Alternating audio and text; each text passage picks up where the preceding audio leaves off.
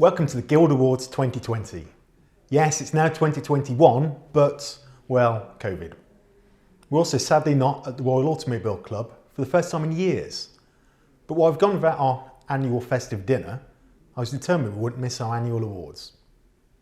The pandemic has been incredibly tough on motoring journalists, yet every Guild member remains totally committed to their vocation. Those who have managed to defy the odds and produce standard-setting submissions deserve to be honoured. Here we'll be doing just that. We're packing plenty into this special ceremony.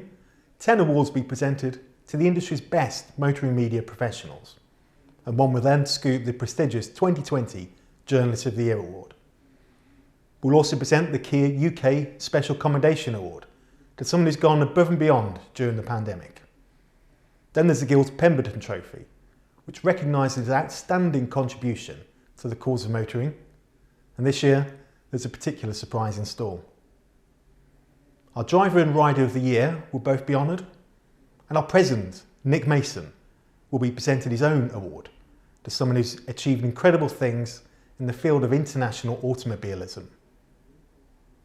So let's dive straight in, and it gives me great pleasure to hand you over to Guild member and top F1 commentator, MC Ben Edwards.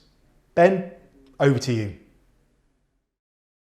Thank you very much, Richard. It's a real pleasure to be involved in the Guild Awards once again. Hello and welcome along, everybody, as we prepare to celebrate some fantastic efforts over the past year. A year, unfortunately, that we will never forget for all sorts of bad reasons, but there are some good memories as well. Anybody that's been nominated for an award by the Guild, well, that's a good memory, and we've got the real icing on the cake today, the actual award winners.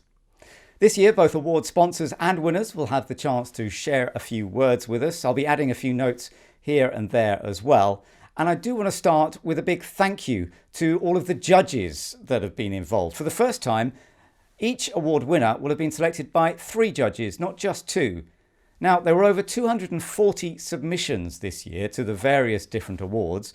So the Guild judges managed to narrow that all down, first of all, to make a top list of 3 per award, and then the award sponsor got involved as well. So there were 3 judges, 2 from the Guild and the award sponsor. We all know 2's company, but 3's a crowd. So whoever ended up winning the various awards, well done, you've impressed the crowd. Okay, so let's move on to our first award of the day, and it is the AA Campaigning for Safety Award. It was introduced in 2014 as the AA Campaigning Journalism Award. The citation changed in 2020, however, with a particular emphasis being placed on safety. Judges looked for a depth of passion and commitment for the safety of all, whether inside or outside of a vehicle. The finalists in this category then, the first award of this presentation, are Jonathan Gibson, whose submitted piece was on air quality at drive-thrus, Mark Smythe, who opened the door on global NCAP safety standards, and Brian Weatherly, who checked out HGV in-cab driver safety. So, let's hear our first winner by going over to the AA's Public Relations Manager, Sarah Lewis. Congratulations to all of the finalists in the AA's Campaigning for Safety Award. This is an important award in celebrating journalism which seeks to provoke real change for the benefit of the safety of road users, something the AA has long advocated for. The winner of our award this year discussed a subject that very few people consider. In the pursuit of road safety, they challenged our thinking and asked us to consider why there is currently a 2-tier system in vehicle safety. Their entry raised awareness of the subject, proactively challenged current global standards, and showed commitment to the safety of all drivers. The winner is Mark Smythe. Congratulations. Thank you very much to the Guild and the AA. For this wonderful award coming as a bit of a positive out of a difficult 2020 for everybody. Thanks to all those who've contributed to my stories and my passion for road safety over the year. And of course, to those who've published the stories, likes of Autocar, Telegraph and UK Air Media. Thanks to the judges and congratulations to all the winners. Congratulations, Mark. You are the first of a bunch of very happy people today. Next, we move on to the Audi Photographic Awards. Dating back to 1968, both these awards are 2 of the most closely contested. Judges select each category's finalists on the strength of their submission portfolio, so a consistent level of quality is a must for all entrants. The finalists in the general motoring category include two of last year's finalists in this category, Nick Dimbleby and Drew Gibson, together with Matt Howell. The three finalists in the motorsport category include last year's winner, Jason Fong, Drew Gibson, also a finalist last year, and James Moy. So let's discover the winners of the Audi Photographic Awards by heading over to Audi's Head of Press and Public Relations, Gavin Ward. Thanks very much there for the introduction, Ben.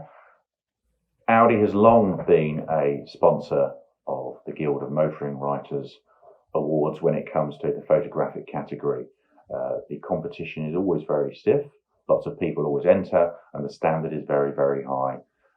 The award submissions during 2020 were no different to any other year, which always makes judging quite difficult. But I'm delighted to say that Nick Dimbleby is this year's recipient of the General Photographic Award. Nick, well done. Thank you to everyone at the Guild for this award. It's very unexpected, but very much appreciated.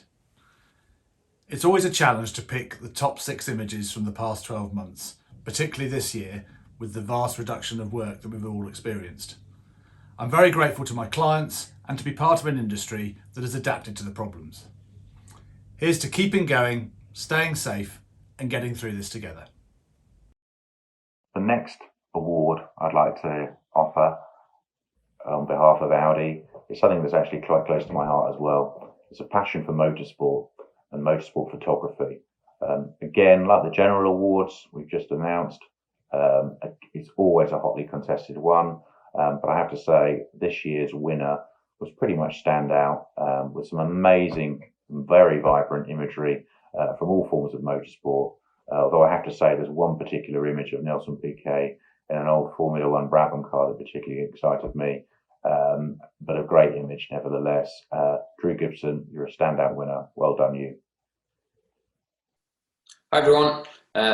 Obviously 2020 was really difficult for everybody. That includes myself. It was really tricky just getting to events to do my job and take pictures. So I have to say a big thanks to my clients for helping me to do that. Yeah, it's brilliant to be recognised in this category. There's some amazing photographers enter every year. So yeah, thank you for the award and hopefully see you all soon. Congratulations to Nick and Drew for your fantastic images. Now then, first handed out in 1995, our next award continues to attract a high number of submissions.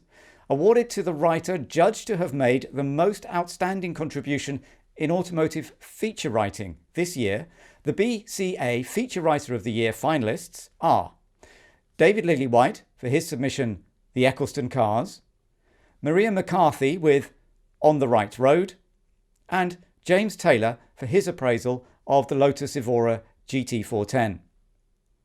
Okay, let's go over to the BCA Head of Public Relations, Tim Naylor, to discover who takes this coveted award. Once again, BCA are proud to support the Guild of Motoring Writers Feature Writer of the Year award, as we have done since 1995. I'm delighted to announce that this year David Lillywhite is the winner. David's feature on the Bernie Eccleston collection of Formula One cars took 10 years to organise and was a true exclusive, packed with fascinating insights. This is a very worthy winner. Well done, David, from all of us at BCA. Hello, and thank you very much for this award. Here it is. This is for the piece on Bernie Eccleston's F1 car collection in Magneto magazine. It's taken me years to track it down and to be able to do it. So it was a real labour of love. So thank you very much. This is just the perfect finishing touch. Thank you. Well done, David. Next up, the Bentley Editor of the Year award. This celebrates editors capable of making critical decisions that make a real difference to the success of their publications. The exceptional circumstances placed on our industry by the current pandemic continue to test these abilities to their limit. The judges paid tribute to the finalists and their success in maintaining and improving standards during these very difficult times.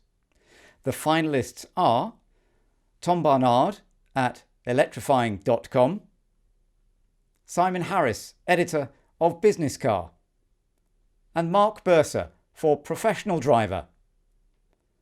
Over to Bentley Motors UK Communications Manager Mike Sayer for the result. Hello everyone, I hope you're all doing extremely well. It's my pleasure on behalf of the Bentley Communications team to be joining you to present the Editor of the Year award.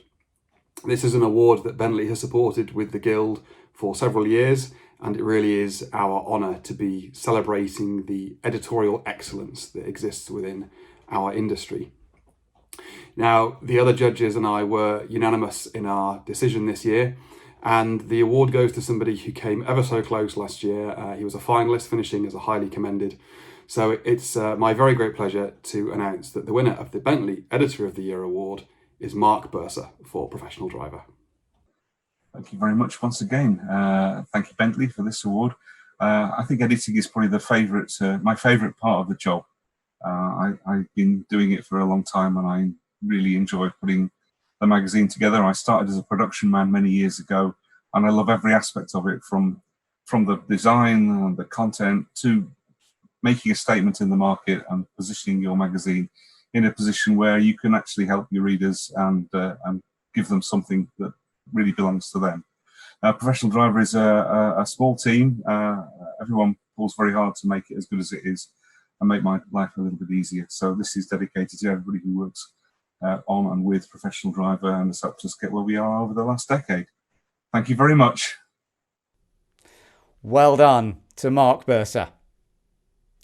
Keeping us abreast of developments in another important sector of the motor industry, CNH Industrial Commercial Vehicle Writer of the Year attracted a diverse selection of entries.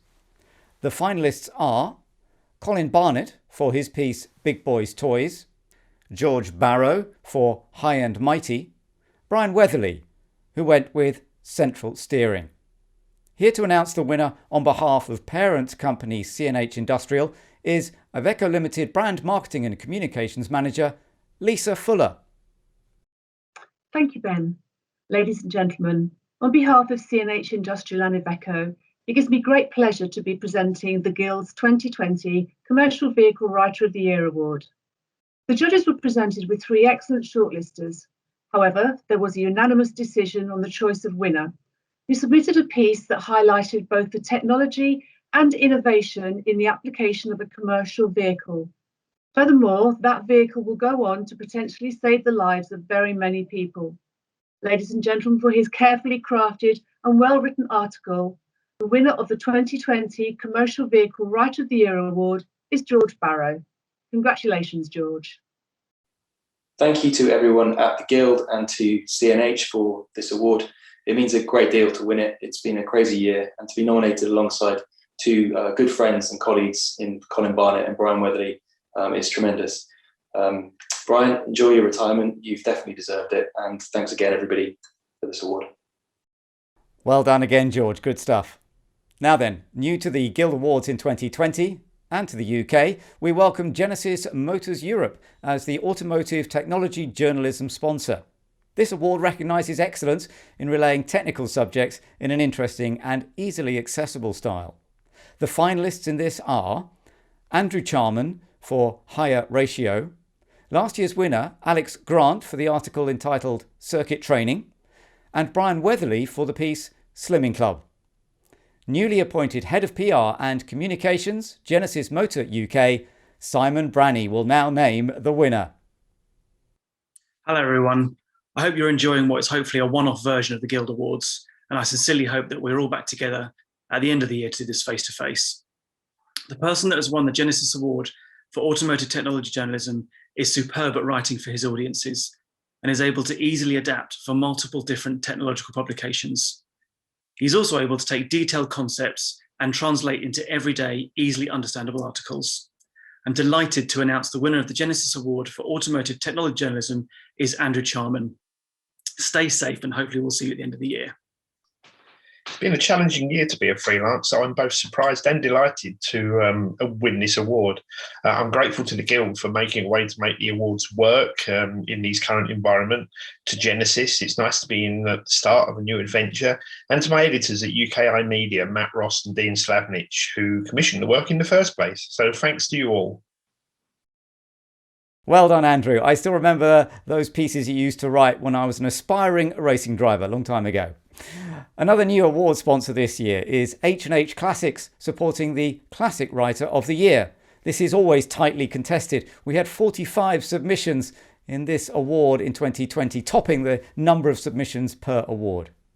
So the finalists this year in the category are Alex Grant for Against the Grain, Greg McLemon for Queen of the Cruisers, and David Lillywhite for the Eccleston cars.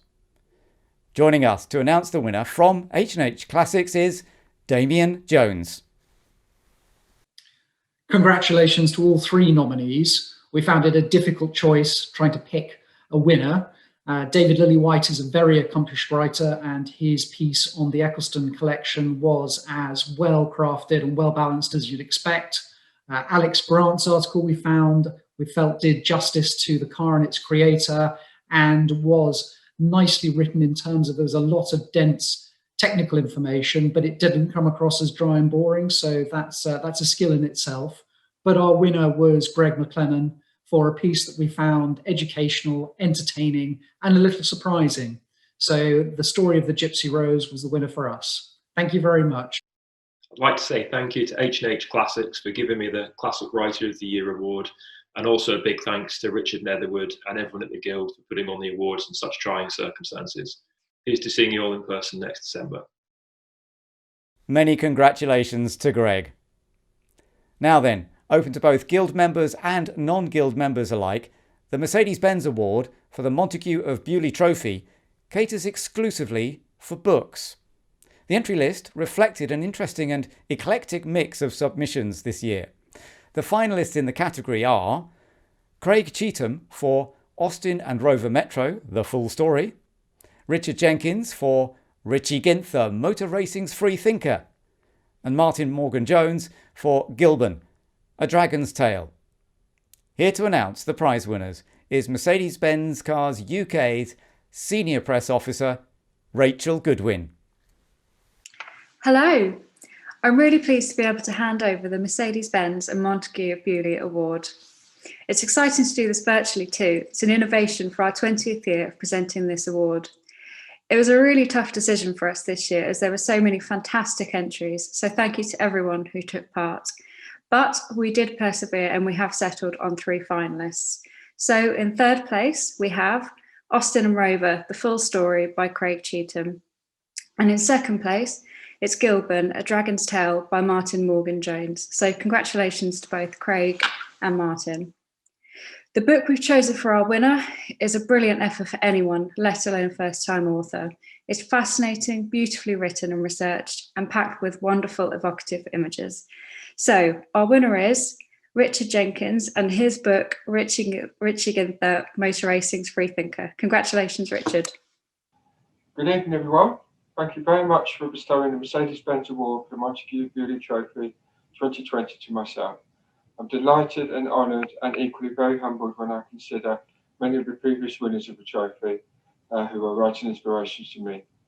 I'd like to thank Adam Wilkins, my publisher, and all those who helped contribute to the book, many of whom are members of the Guild of Motoring Writers. Thank you very much again. Great to see you, Richard, and well done. I ordered the book yesterday, actually. Looking forward to it. Okay, so we move on to the Business Writer of the Year award now. It continues its association with long-term sponsor Prova PR, and the award judges look for a clarity of writing and well-researched articles. This year's submissions did not disappoint. The finalists are Mark Burser for his piece, Uber, Opportunity or Threat, Martin Carl for Production Suspended, and Mark Smythe for his article, Geely Expanding. Prova PR founder and managing director Richard Postins will announce the winner. Hi everybody. Sorry that we are not all at the Royal Automobile Club this year. This really is a very challenging year for everybody, but hopefully in the not too distant future we'll all be back to normality soon. It's a great privilege for Prova to be again sponsoring your Business Writer of the Year award. It's a relationship that is now entering its second decade. In our profession, relationships and trust count for an awful lot, and our relationship with the Guild is one that we hold dear. We had an extremely high quality of entries this year, but for his work with Uber, the 2020 winner is Mark Burser. Congratulations, Mark, and regards to all. Thank you so much. Thank you, Prova PR, and thank you, Guild of Motoring Writers. I'm extremely honoured to win this Business Writer of the Year award. They say hard times make for good copy, and the pandemic certainly has created a lot of things to write about. I found myself ringing up companies who 6 months earlier I'd been giving an award to talk to them about winding their business up. So these are stories that needed to be told, and that's what we've done. So this award is for our readers of Professional Driver magazine. It's for them as much as anybody else, and let's hope for better times in 2021. Thanks very much. Second award of the day to Mark. Well done. Now we come to the award which recognises the creme de la creme, the journalists who have gone that extra mile to show their professionalism and their skills, worthy of being named the Guild of Motoring Writers Journalist of the Year. Together with our new award sponsor, Loop, the Guild carefully accessed the winning entries, looking for submissions with a particular emphasis being placed on initiative and endeavour. So let's go to the editorial director of Loop to find out, Tim Bodler. Loop is delighted to be sponsoring the Journalist of the Year award category, and Professional Driver is the go-to for, well, professional drivers. And Mark Bursar's coverage during the pandemic was invaluable, keeping his target audience up to date on the rules, advising them what they can and can't do, and how they keep their vehicles and themselves safe. The internet can be a confusing thing, offering contradictory news, and Mark's coverage was razor sharp and stuck religiously to fact, which is refreshing. And more importantly, it included regular updates, which is crucial in this sector. So congratulations to Mark for winning the Journalist of the Year award. It's well deserved from all of us here at Loop.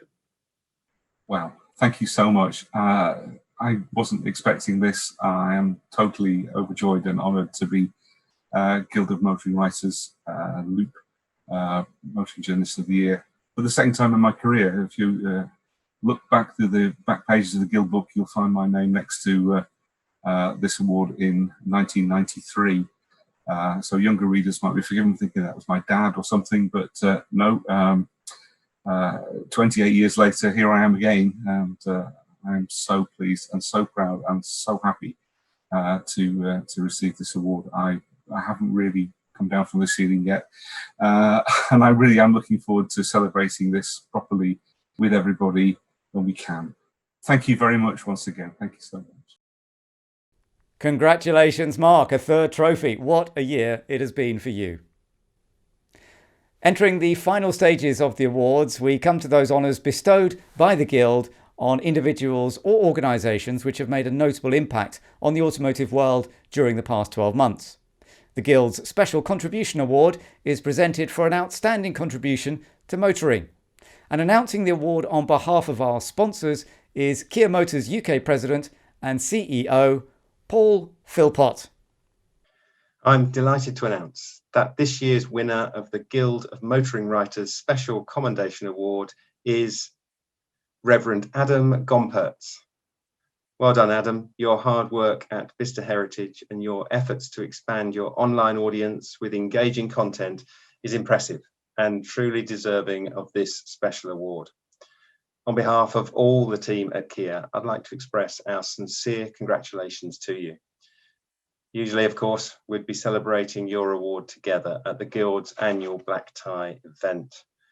Sadly, on this occasion, we cannot be together, but this should not take away from the importance of every winner's contribution to the UK automotive industry and to motoring journalism. Congratulations once again to Adam and all the winners of this year's awards. Stay safe, and I wish you all the very best. Thank you. Adam, it's great having you with us. Thanks for joining us today. You set up the Revs Group some 5 years ago where classic car enthusiasts could meet up in your area and discuss the joys of cars. Obviously, the pandemic meant that couldn't happen anymore. And you then went with this online method. Just tell us how that kind of developed and how it has helped support people in these very difficult times. I think, Ben, it's developed out of initial frustration because we couldn't go to the car events that we were all familiar with and enjoyed. And it was after one particularly long dog walk that my wife said to me, "Why are you so grumpy?" or "Why are you grumpier than usual?" And I said, "Oh, I can't get my car out. I can't go to these shows. Nobody can." And she said, "Well, why don't you do it online?" And that's literally how it started. And we grew to a community now of over 5,600 people. That is remarkable, isn't it? How many people, and they're from all over the world, aren't they? How far away are some of them? Yeah, we've got people from South Africa. We've got people from the States. Yeah, and I think it's just, it seems to have struck a chord when people can't get out, when they can't use their vehicles or they can't enjoy going to a show, that at least online they can do something and they can communicate with each other in a way that, you know, at least is meaningful. So yeah, it's been really important, I think. That's lovely. Indeed, Guy Loveridge's nomination for you said that you had provided slices of fun, sanity and high-octane soaked joy through your broadcasts, and that you brought smiles to hundreds of thousands of motoring enthusiasts' faces. So that's really lovely. You worked as a designer in the car industry before you decided to become a Church of England minister. Did you ever think that your passion for cars would still have an outlet? I remember kind of leaving. I was working at Rolls-Royce Motor Cars down at Goodwood at the time, and leaving there to go and start my theological training, and just thinking, that's it. I've turned my back on cars now, maybe the Almighty had a sense of humour and said, "No, you haven't, mate." And here we are. And in some ways, this is the best of both worlds. I couldn't have asked for a better calling, as it were. It's lovely. And I have to say, I do love your artistry as well. I've been a follower of yours on Twitter for a while, and I love the drawings that you do. How do you manage to combine all these different aspects of your life? How do you have time for all of it? I've got a very understanding wife, which does help enormously. I think you just, I've never been great at time management, but I think you know, I just seem to kind of want to fit stuff in and do stuff, and particularly around cars and community, and kind of supporting people through the not so good parts of their life. It's just a real privilege, and I'm very privileged with Revs to have had such a good group of people behind it. Well, many congratulations. You are a very deserving winner of the award from the Guild, and thank you very much for joining us. Thank you very much, Ben. Two of the Guild's longest established awards are those for the driver and for the rider of the year. This year, our Driver of the Year award goes to a 21-year-old from Sunningdale who enjoyed a stunning season in sports prototype racing cars in 2020. It included winning the LMP2 class of the Le Mans 24 Hours, winning the European Le Mans Series title, and winning the LMP2 class of the prestigious World Endurance Championship. Congratulations go to Phil Hansen. Phil, a remarkable season, brilliant stuff. And for you, in the midst of all the pandemic protocols and changing calendars as well, have you had time to reflect on that success now? And what stands out as sort of the highlights, if you like, of this 2020 season? Yeah, thank you, first off. I'm really pleased to be accepting such a great award. And yeah, I have been able to reflect on it, to be honest. There's been a lot of time off, obviously, in between the season, and also after the season now, with there being a slight delay to the 2021 season getting underway. So there has been a time to look back at the 2020 season and reflect on a lot of the moments. And the highlight for me, as guests, probably would be Le Mans. Yeah, to win Le Mans at 21 years old, like you said, yeah, that's a crazy accomplishment on its own. And then to do that in the same year that we win the World Championship and win the European Le Mans Series, I think was pretty unbelievable. I think there's some sort of, we might be the first people to have done that all in one year. So that's also pretty special. But yeah, Le Mans was the standout highlight for me this past year. You're amazing, because you also became the youngest point scorer before winning it, didn't you, as well? So you've got a great record with Le Mans. Yeah, I do. Yeah. And it was actually my fourth Le Mans at the point at which I won it. I've been competitive in all different Le Mans. I've been in different sort of cars and manufacturers, and sometimes some years have been more difficult than others to try and compete with the top guys. But this year we felt ourselves on quite a level playing field with everyone else. And the past years we've done an amazing job as a team with United Autosports, and both my teammates have done a stellar job. So we were able to get it all working, and we had no issues, which is obviously a big crucial at Le Mans. But yeah, everything seemed to go well. You mentioned United Autosports, great team. It's based in Pontefract, run by Richard Dean, co-owned by the McLaren CEO, Zach Brown. What kind of relationship do you have with the team? Because you've been with them quite a while, haven't you? Yeah, I'm going to go into my third full season now with them this year. It's a fantastic relationship. It's I haven't been around motorsport long enough to really be able to truthfully say it's the best team in the UK, but it's definitely up there. I mean, what we were able to achieve last year doesn't happen by accident. It happens through a lot of hard work, and you see that with the sort of people that you surround yourself with in the workshop and at the team. I think there's just this general level of dedication amongst everyone that is kind of unparalleled amongst the paddock. So I think that's something that you can only credit United Autosports for doing, is picking individuals that are so driven that we can get the job done. So you've achieved so much in this last year, as you mentioned, the first to win Le Mans World Endurance title and European Le Mans Series all in 1 year. So how do you go about setting the new goals for this coming year? Yeah, and I've been asked this, but there's not many more championships I can really enter and have a calendar that's still manageable. So I told everyone I'd love to do it all again, and it's setting the bar very, very high, but it's definitely not an unreachable goal as we proved last year. So if I can now replicate the same success that we had last year with different teammates, it'll be good for my career, because it shows that I can do it regardless of the scenarios. Well, we've seen some great drivers with multiple wins at Le Mans, people like Derek Bell, Tom Christensen. Let's hope Phil Hansen can be added to that list. Once again, many congratulations, Phil. You are the Guild of Motoring Writers Driver of the Year. Enjoy your celebrations. Thanks a lot, Ben. Thank you. Well, from 4 wheels, we go to 2 now. And the next award is the Rider of the Year 2020. Once again, it's highlighted a talented youngster who's achieved some tremendous results whilst paving the way for an even bigger future. At the age of 13, he was already taking on international competition in the Red Bull MotoGP Rookies Cup. And 4 years later, he became the inaugural British Talent Cup champion. In 2020, he stunned everyone with 10 wins out of 12 races to win the British Supersport Series on a Yamaha R6. So the Rider of the Year is Rory Skinner. Rory, great to have you with us. You come from Perth in Scotland, but I don't think you're in Perth right now. Just explain to us where you are. Yeah, I mean, that's right. I'm from Perth in Scotland, but yeah, as you can probably tell by the scenery in the background, I'm not quite at home at the minute. At the minute I'm in Spain. I'm doing some pre-season testing, getting my training underway for the season, making sure I'm in best possible condition as I can be going into the first round of the season. Fantastic. Well, tell us a little bit more about the 2020 season. You became the youngest ever winner of the Supersport Series just a few days after you turned 19, and you did it with 2 races to spare. What were the highlights of that shortened season for you?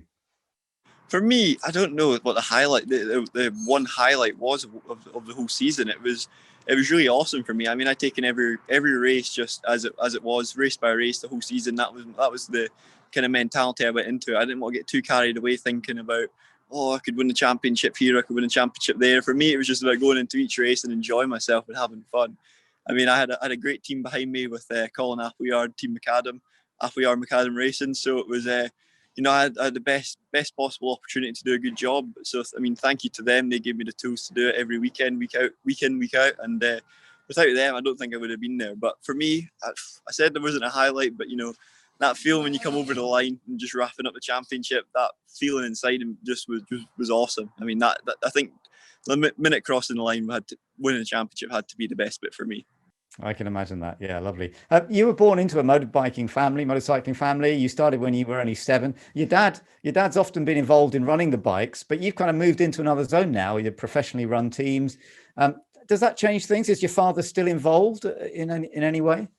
Yeah, my dad's out. Well, my dad's out here in Spain with me at the minute. You know, he's always been a key part of my life, as you said. He's the one who's been prepping my bikes all my life, and a lot of it has just been like father and son racing. So he's always been there. He's always kind of been a little bit of an idol to me because he raced when I was growing up, and you know, he won a couple of Scottish championships himself. So he was an accomplished racer in his own right for the length of career he had. But I mean, he worked at the team last year in British Supersport, so it was nice having him there. But yeah, moving up into Superbikes this year, it's a professional team. I mean, not that last year wasn't professional, but they've got their own employees, if you like, working on the bikes. So unfortunately for him, he's not going to have his have a spot in the team this year. But you know, he'll always be there. He'll be coming down to the rounds when he can, when we're not running the family business, skinning motorcycles up in Perth. So you know, he'll be down when he can, and you know, he'll be doing every little bit he can to help with the team. And you must be very excited about going into British Superbikes. Yeah, I mean, British Superbikes, you know, all over the world, it's a well-renowned championship. It is one of the strongest national championships in the world. So moving up into that after a great season in Supersport, I think it's going to be really good. And you know, with FS3 Racing, they're a great team. They're a family, kind of a real family feeling to the team. Nigel and Darren put together a great kind of team there. So you know, I'm really looking forward to getting started with them. They've built me a little practice bike here, so that's what I'm using at the minute. So I'm very thankful to them for doing that for me, because it's really giving me the best opportunity to be the best I can be. Well, you've had a remarkable career already, Rory, and there's plenty more to come. We're going to enjoy watching your progress as the Guild of Motoring Writers Rider of the Year of 2020. Well done. Thank you very much, and thank you to all the support that you guys have given me. It's a real honour to have picked up this award and be up there with some of the great names that have won it before. So thank you very much. Well, as the awards draw to a close, it's time to introduce our penultimate award, the Pemberton Trophy. This is awarded by the committee to a Guild member in recognition of an outstanding contribution, not necessarily journalistic, to the cause of motoring. And this year it goes to somebody who's been crucial to the Guild for many years, working as the General Secretary until handing over that role last year. The winner is Patricia Lodge, and Guild Chairman Richard Orcock caught up with her a little earlier. Pat, welcome. Thank you. Tell me, you've been an integral part of running the Guild for years. How did you first get involved with the organisation? In 1997, I began working as the sub-editor and designer on the Guild's update newsletter for then the editor, Chris Adamson. Having started my own desktop publishing business following taking redundancy after 27 years in the newsroom of the Bournemouth Echo. But in 2003, when the then General Secretary Sharon Scott Fairweather was taken seriously ill, I was asked by the chairman, Matthew Carter, to take on the temporary role as acting General Secretary, as I knew much of the work. When it became clear that Sharon was unable to return to the role, I took over formally as General Secretary in January 2004, staying on in that role until May of last year. So throughout that time, you've taken part in many events and activities. What are your fondest memories of working for the Guild? Well, I have many, but mainly it's been about the people, both Guild members and friends in the automotive industry, who've been very supportive to the Guild and its aspirations over many years. I suppose of the events, the annual dinner, the RSC has provided many of the highlights, along with the varying locations for the annual general meeting, plus also the Guild Classics. Yeah. These have provided an opportunity to meet some extremely interesting people from all areas of the automotive industry. Knowing the history of the Guild as intricately as you do, what does it mean to be the first and only non-Guild member recipient of the Pemberton Trophy? Well, it's rather amazing, actually, a very proud moment to be recognised in such illustrious company. The list of previous winners reads like a who's who of motoring journalism. So I'd like to actually thank everyone who kindly considered me for this honour. It was quite a surprise. You absolutely deserve your place on the roll call, that's for sure. Thank you. So we all know how energetic you are. When the pandemic is finally over, what are you looking forward to doing next? Well, not quite so energetic these days, but looking forward to spending more time visiting interesting places here in the UK, attending more classic car events, especially as I've recently taken on the role of membership secretary for our local MG Owners Club. So I haven't quite given up working. No. I hopefully too have time and the opportunity to catch up with old friends and the Guild of Future Events, and welcome anyone here in Bournemouth if they're visiting the south. We make a very good cup of coffee here. I can attest to that. Pat, congratulations, and I look forward to seeing you once in the Guild. Congratulations. Thank you very much, and thank everybody in the committee and the Guild. It's been a pleasure. Great to hear. Take care, Pat. Our final award is the President's Trophy, the recipient being chosen by the Guild's president, Nick Mason, who is with us. And in consultation with the committee, it is awarded for an outstanding achievement in the field of international automobilism. The Guild has chosen to honour a man who this year matched and smashed records in motorsport's most prestigious category, Formula One. And that man, of course, is Sir Lewis Hamilton. As commentator for Channel 4, I was able to enjoy some very special moments this last year, and my voice kept hitting higher and higher levels as he achieved more and more throughout the season. Unfortunately, Lewis can't be with us today, but I am delighted to say that our Guild president, Nick Mason, is with us. He gave him the nod, Nick, for this award. And you've been watching Formula One since a kid in the 1950s. You've seen so many great drivers. What has stood out for you that Lewis has won the title, this award this year? Well, I suppose really it's the fact that he's done it so convincingly. And the fact that it also is the 7th World Championship is absolutely astonishing, really. That's the really impressive part of it. Is the driving has been magnificent. The car has been wonderful, but I think you need some special skills to be able to keep that sort of pressure on and really try and win every single race. It's been a real masterclass. It has. Yeah, I mean, I remember when he won at the Nürburgring and he matched Michael's number of wins. And then the one after that was Portimao, which was very tricky. And he came through to win that. And then he went on to win in Turkey to take that title where, you know, there were all sorts of things going. It looked so slippery out there. And yet he dealt with it so brilliantly. Yeah, no, I think people are very quick to suggest that it's all to do with the car. But I think that it's the ability to perform well in whatever the conditions are, whatever goes wrong or right, or what, and so on. It's that all-round ability that's fantastic. He's actually he's become the 3rd F1 driver to be knighted and the 4th to earn this trophy after Sir Stirling Moss in 2010. Sir Jackie Stewart won this title, this President's Trophy, in 2011. John Surtees in 2014. But Lewis is the only one of those to have won it while he's still competing. So why is that? Well, I mean, really, he probably deserved the trophy about 5 World Championships ago. But if ever there was something worthy of marking, I think a 7th is absolutely. Let's get on with it and celebrate it now. But his driving hasn't been the only thing this year, has it? He's had his head in another space as well.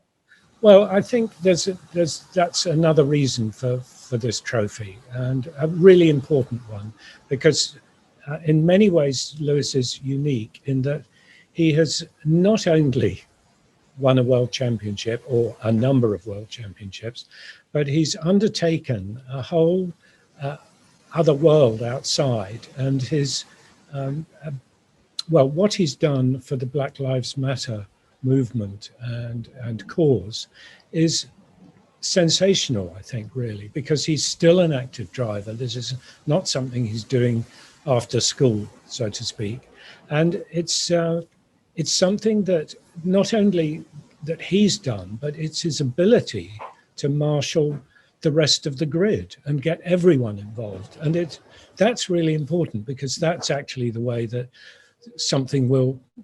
things will change. It's not just about Lewis doing something, it's about everyone in a sport, or everyone viewing the sport, to think quite hard about what he's talking about. Yeah, no, I agree. And I thought he did an amazing job. I thought he was so intense about it early in the year. I wondered if it might distract him from his campaign, but absolutely not. You know, the way he still maintained his focus on what he needed to do as a driver, and yet was able to do that at the same time. I do think that was pretty remarkable, actually. Absolutely. And I think probably it's worthy of mentioning the Mercedes team, because I think they also have been incredibly supportive of the Black Lives Matter movement as well. And that the whole package works brilliantly. All right, Nick, you've got the most amazing collection of cars over the years, several Formula One cars in amongst them. So have you been onto Mercedes yet to see if you can get one of Lewis's? I haven't. I think just looking at those cars, I mean, the most recent thing I ever drove was Gerhard Berger's Red Bull at Toro Rosso at Goodwood, and they are truly frightening. And they demand skills that I shall never have, and I'm definitely a bit too old for my World Championship bid at this time. Okay, fair enough. Well, thank you very much for joining us, Nick. It's been a real pleasure to wrap up the award ceremony with you and to celebrate a racing driver who's still going to be the key one to watch in this coming season. And that brings us to the end of the awards. So yeah, thank you to everyone who's been involved in this unusual but highly worthwhile format, in which we've genuinely been able to celebrate some fantastic achievements in 2020. The quality of the submissions and the efforts put in by people in these difficult times have been truly inspiring. I hope that we can all take an extra boost from today for the challenges that are still up and coming. Now, for the final few words, let's go back to Guild Chairman Richard Orcock. Wow, a huge congratulations to everyone. In an unprecedented year for automotive media professionals, you have risen to the cause and then some. Everyone who entered has demonstrated their expertise by the bucket load. Seriously, well done. You've led to many hours of reading and tough deliberation by the judges, which is exactly how it should be. Enjoy your well-earned success. A huge thank you to all the award sponsors too, who literally made this event possible. Of course, right now we're still restricted by the pandemic, but there is light on the horizon. I hope we can start getting back to normality sooner rather than later. Start meeting one another again and doing our jobs as we know best. Hopefully, returning to Pall Mall in December. We at the Guild are still going to keep our enhanced digital presence though. We have too many good stories to share not to. We've created a new platform and a new approach here. I'm looking forward to sharing more of the great work created by members and showcasing, fingers crossed, our annual dinner and awards to those who can't be there in person. Media's embraced digital during the pandemic. We are no exception. Stay tuned, and of course, don't forget to like and subscribe. Keep safe, keep positive, and here's to normality returning sooner rather than later, when we can all meet up again. Thank you and good evening.